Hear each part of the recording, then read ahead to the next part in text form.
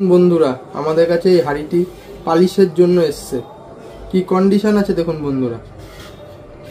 আমরা আপনাদেরকে আজকে এই হাঁড়িটিকে পুরো নতুন করে দেখাবো যে কিভাবে আমরা কাজটি সম্পূর্ণ করছি। আপনারা আমাদের সঙ্গে ভিডিওতে থাকুন, দেখতে থাকুন আমাদের কাজ।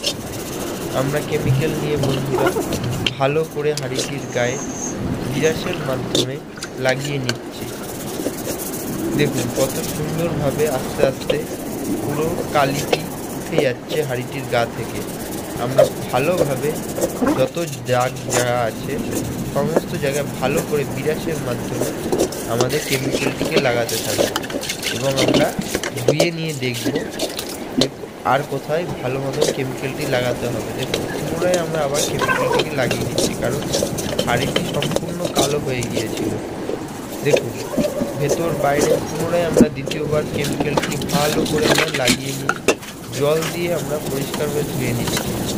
তারপরে দেখুন বন্ধুরা আমরা ভালো করে হাঁড়িটিকে ভালো করে ঘাসাই করছি, যাতে হাঁড়ির সম্পূর্ণ দাগ ময়লা যাতে কিছুই আর অবশিষ্ট বেঁচে না থাকে। দেখুন আমরা কত ভালো করে যত্ন সহকারে বন্ধুরা হাঁড়িটিকে পরিষ্কার করে নিচ্ছি। আমাদের নিপুণ হাতের কাজ দেখুন বন্ধুরা।